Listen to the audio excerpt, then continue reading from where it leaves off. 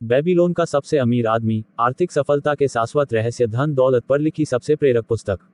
यह पुस्तक 1920 के दशक में लिखी गई थी और इसके लेखक थे जॉर्ज एस क्लासन, जिसका हिंदी अनुवाद डॉक्टर सुधीर दीक्षित जी ने किया। यह पुस्तक हमें आज से लगभग 6000 साल पहले के बेबीलोन शहर के बारे में अवगत करवाती है कि किस तरह से उस समय के लोग अमीर और समृद्ध थे। इस पुस्तक में धन को पाने के मूलभूत सिद्धांत विस्तार से बताए गए हैं। इसी पुस्तक के अध्यायों को हम समझने की कोशिश करेंगे और साथ में ही हम बेशुमार धन को हासिल करने के नियम भी जानेंगे। इन नियमों को आप जानकर समझकर आप भी बहुत सारा धन दौलत हासिल कर सकते हैं। इस दुनिया में अपनी एक अलग पहचान बना सकते हैं। बस अपने आप को बदलने की जरूरत है। आपके सामने आपका भविष्य फैला हुआ है दूर जाने वाली सड़क की तरह। इस सड़क पर महत्वाकांक्षाएं हैं जिन्हें आप हासिल करना चाहते हैं। इच्छाएं हैं जिन्हें आप पूरी करना चाहते हैं। अपनी महत्वाकांक्षाओं और इच्छाओं को पूरा करने के लिए आपके पास धन होना चाहिए। इस पुस्तक में दिए गए आर्थिक सिद्धांतों का प्रयोग करें। उनसे सीखें कि अपने खाली पस को कैसे भरा जाता है और इसके द्वारा ज्यादा सुखद जीवन का आनंद कैसे लिया जा सकता है। धन से सांसारिक सफलता का आकलन किया जाता है। धन से इस दुनिया की सारी अच्छी चीजों का आनंद लिया जा सकता है। धन उन लोगों के पास आसानी से आता है जो इसे हासिल करने के आसान नियमों को जानते हैं। आज भी धन के नियम वही है जो 6000 साल पहले बेबीलोन के अमीर लोगों के समय थे। उन्हीं सभी नियमों को हम यहाँ आसानी से समझने की पूरी कोशिश करेंगे। आशा करता हूँ कि आपको इन नियमों को जानने के बाद अपने बैंक अकाउंट में वृद्धि करने, अधिक वित्तीय सफलता पाने और मुश्किल वित्तीय समस्याओं के समाधान की प्रेरणा मिलेगी। इस पुस्तक को एनिमेशन के रूप में समझाने की एक छोटी सी कोशिश की गई है। तो चलते हैं आज से 6000 साल पहले बेबीलोन शहर में। अध्याय 1, अमीर बनने की इच्छा। बंजीर नाम का युवक बेबीलोन में रथ बनाता था। इस समय वह अपने घर के अहाते की दीवार पर उदास बैठा था। वह अपने खस्ताहाल घर और आंगन को उदासी से देख रहा था। आंगन में एक रथ अधूरा पड़ा था। बंजीर की पत्नी बार बार घर के बाहरी दरवाजे पर आकर झांक रही थी। अपनी पत्नी के देखने के अंदाज से वह समझ गया कि घर में खाने को कुछ नहीं है और उसे जल्दी से रथ पूरा कर लेना चाहिए। वह जानता था कि इस समय उसे हाथ पर हाथ धरकर बैठने के बजाय हथौड़ा चलाना चाहिए, कुल्हाड़ी से काट छांट करना चाहिए, पॉलिश और पेंट करना चाहिए, पहियों के रिम पर चमड़ा चढ़ाना चाहिए और रथ को ग्राहकों तक पहुंचाना चाहिए ताकि उसे अमीर ग्राहक से पैसे मिल सके। बहरहाल सुगठित और मांसल देह वाला बंजीर दीवार पर अलसाए अंदाज में बैठा रहा। उसका दिमाग बहुत मंद गति से काम कर रहा था। कुछ समय से उसके मन में एक ऐसी उलझन थी जिसका उसे जवाब नहीं मिल रहा था। यूफ्रेट्स नदी की इस घाटी में सूरज आमतौर पर शोले बरसाता था। आज भी यह निर्ममता से 16 वर्ष आ रहा था। इस वजह से बंजीर की भौं पर पसीने के मोती छल छला आए थे जो बहकर उसके सीने के बालों में गुम हो गए। दूर उसे सम्राट के महल की बाहरी ऊंची दीवारें दिखाई दे रही थी। पास में नीले आसमान को छूती बेल मंदिर की मीनार थी। इतनी भव्यता की छाया में उसका छोटा सा घर था। उसके आसपास कई और लोगों के घर भी थे जिनकी हालत उसके घर से भी ज्यादा खराब थी। बेबीलोन का यही माहौल था। यहाँ भव्यता और मलिनता साथ साथ रहती थी। यहाँ प्रचुर दौलत और बेहद गरीबी पास पास रहती थी। अमीर और गरीब दोनों तरह के लोग शहर की सुरक्षात्मक दीवारों के भीतर बिना किसी योजना या व्यवस्था के साथ साथ रहते थे। बंजीर के पीछे अमीरों के रथ शोर कर रहे थे ताकि जूते पहने व्यापारी और नंगे पैर चल रहे भिखारी रास्ते से हट जाए। बहरहाल जब पानी लाने वाले गुलाम सड़क पर नजर आते थे तो उन्हें रास्ता देने के लिए अमीरों के रथ नालियों की तरफ हट जाते थे। ऐसा इसलिए करते थे क्योंकि ये गुलाम सम्राट काम कर रहे थे। इन सब की पीठ पर पानी की भारी मशकें लदी थी जो हैंगिंग गार्डन्स में डालने के लिए ले जाई जा रही थी। बंजीर अपनी समस्या पर सोच विचार करने में इतना खोया हुआ था कि उसने व्यस्त शहर की कोलाहल को न तो सुना और ना ही उसकी तरफ ध्यान दिया। उसकी तंद्रा तभी टूटी जब उसे एक परिचित वाद्ययंत्र की ताने सुनाई दी। उसने पलट कर देखा कि उसका सबसे प्रिय दोस्त कोबी पास में खड़ा था। कोबी संगीतकार था और इस समय उसका संवेदनशील चेहरा मुस्कुरा रहा था। कोबी ने झुककर सलाम करते हुए, देवता आप पर मेहरबान हो मेरे अच्छे मित्र। लेकिन ऐसा लगता है कि देवता आप पर पहले से ही इतने मेहरबान हो चुके हैं कि अब आपको मेहनत करने की कोई जरूरत ही नहीं है। आपकी खुशकिस्मती देखकर मुझे भी खुशी हो रही है। इतना ही नहीं, मैं तो यह भी चाहता हूँ कि आपकी खुशकिस्मती से मेरी भी किस्मत बदल जाए। आपका पस जरूर भारी होगा क्योंकि अगर यह सिक्कों की वजह से नहीं होता तो आप रथ बनाने का काम कर रहे होते। मेहरबानी करके आप अपने पस में से 2 सिक्के निकालकर मुझे उधार दे दे। आज रात को सावंत की दावत के बाद उधार चुका दूंगा। आपको पता भी नहीं चलेगा, इससे पहले ही आपका उधार वापस लौट आएगा। अगर मेरे पास 2 सिक्के होते तो मैं उन्हें किसी को भी उधार नहीं देता, तुम्हें भी नहीं मेरे प्रिय मित्र। इसका कारण यह है कि वे 2 सिक्के मेरी जिंदगी भर की दौलत होते, मेरी पूरी दौलत। कोई भी अपनी पूरी दौलत किसी को उधार नहीं देता है, भले ही वे उसका सबसे पक्का दोस्त ही क्यों ना हो। क्या तुम्हारे पास में एक भी सिक्का नहीं है? इसके बावजूद तुम दीवार पर भूत बने बैठे हो। उस रथ को पूरा क्यों नहीं करते? तुम्हारी तेज भूख को शांत करने के लिए भोजन कहाँ से आएगा? तुम ऐसे तो नहीं थे, तुम तो दिन रात मेहनत करते थे। क्या कोई चीज तुम्हें दुखी कर रही है? क्या देवताओं ने तुम पर कोई मुसीबत लाद दी है? यह मुसीबत जरूर देवताओं ने ही ला दी होगी। सारा झमेला एक सपने से शुरू हुआ था। यह बेसिर पैर का सपना था। इसमें मैंने देखा कि मैं अमीर बन गया था। मेरे बैग से खनखनाते सिक्कों से भरा पर्स लटक रहा था और मैं भिखारियों की तरफ लापरवाही से सिक्के उछालता जा रहा था। चांदी के सिक्कों से अपनी पत्नी के लिए वस्त्र और अपने लिए मनचाही चीजें खरीद रहा था। मेरे पास सोने के सिक्के भी थे, इसलिए मैं भविष्य को लेकर आश्वस्त था और मुझे चांदी के सिक्के खर्च करने में कोई डर नहीं लग रहा था। मैं बहुत ही संतुष्ट और सुखी महसूस कर रहा था। मुझे देखकर तुम यह नहीं कह सकते थे कि मैं तुम्हारा वही मेहनती मित्र हूँ।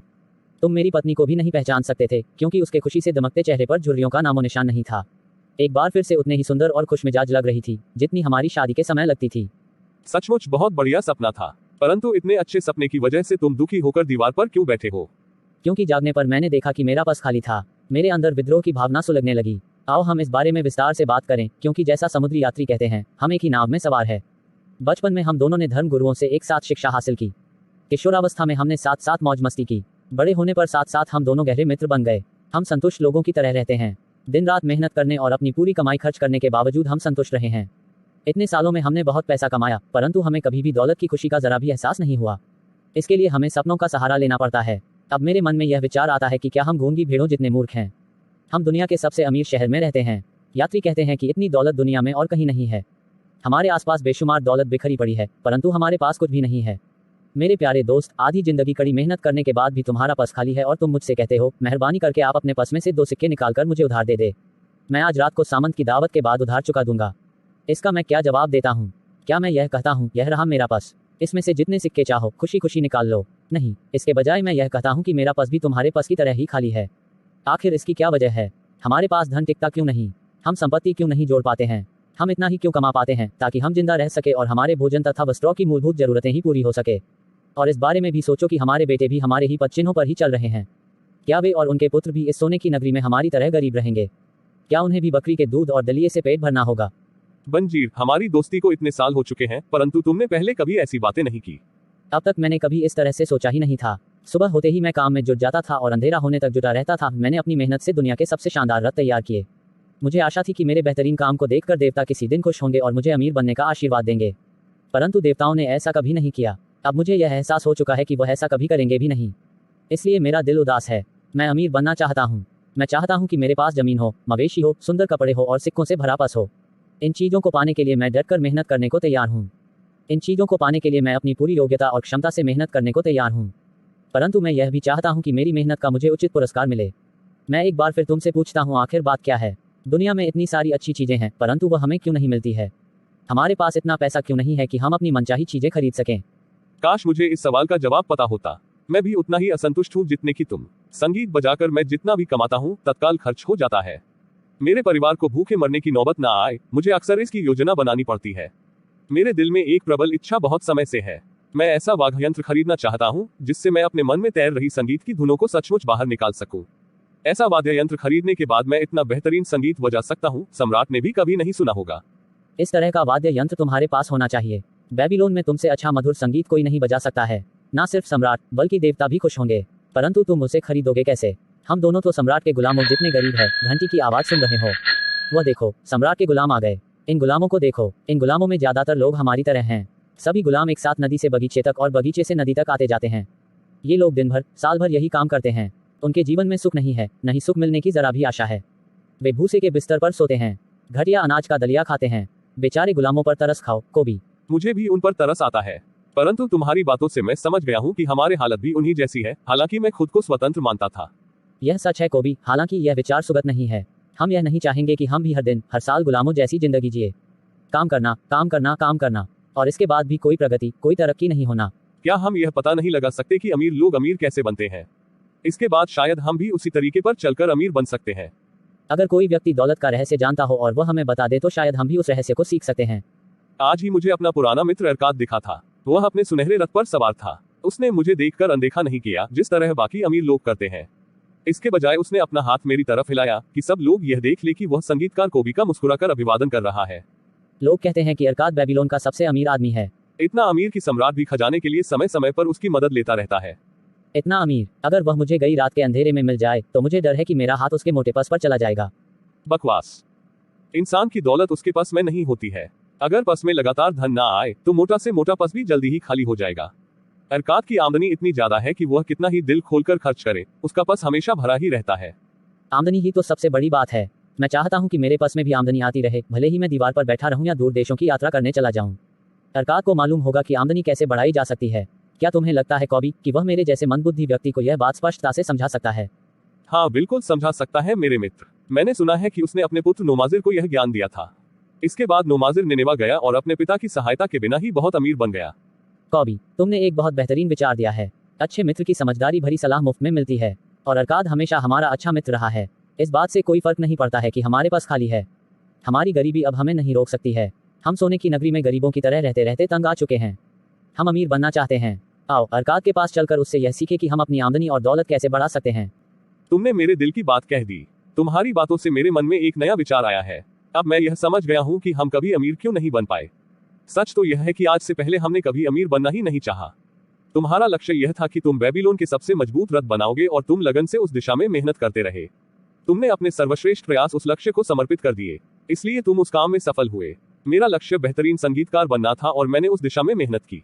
अंततः मैं अपने लक्ष्य तक पहुंचने में सफल हुआ। जिन लक्ष्यों की दिशा में हमने मेहनत की उन तक पहुंचने में हमें सफलता मिली। देवताओं को इस स्थिति के यूं ही चलने से कोई दिक्कत नहीं है। बहरहाल अब हमें उगते सूरज की किरण दिख गई है। यह हमें आमंत्रित कर रही है कि हम अमीर बनने का तरीका सीखें। अगर हम अमीर बनने का तरीका सीख लेंगे तुम्हारी सारी चाय चुटकी बजाते ही पूरी हो जाएंगी। हम आज ही अरकाद के पास चलते हैं। इसके अलावा हम अपने बचपन के उन दोस्तों को भी ले चलेंगे जिनका हाल भी हमारी ही तरह है। मैं चाहता हूं कि वे भी अरकाद के ज्ञान का लाभ उठाएं। बंजीर, तुम हमेशा अपने मित्रों का बहुत ख्याल रखते हो, इसीलिए तुम्हारे इतने सारे मित्र हैं। तुम जैसा कहते हो हम वैसा ही करेंगे। हम आज ही चलेंगे और अपने बचपन के मित्रों को भी साथ ले चलेंगे। ये थे बंजीर और कॉबी, दोनों ही अपने अपने क्षेत्र में सफल थे। बंजीर उस समय के सबसे शानदार रथ बनाता था और कॉबी एक श्रेष्ठ संगीतकार था। फिर भी दोनों गरीब थे, दोनों के पास कोई धन दौलत नहीं थी। लेकिन अब उन्हें यह समझ में आ गया था कि उनकी यह हालत क्यों है। क्यों उनके पास ज्यादा धन नहीं है? क्योंकि उन्होंने कभी ऐसा सोचा ही नहीं था कि उनके पास ज्यादा धन दौलत हो। उनमें धन को हासिल करने का ज्ञान नहीं था। लेकिन अब वे अरकाद से मिलेंगे जो बेबीलोन का सबसे अमीर आदमी था।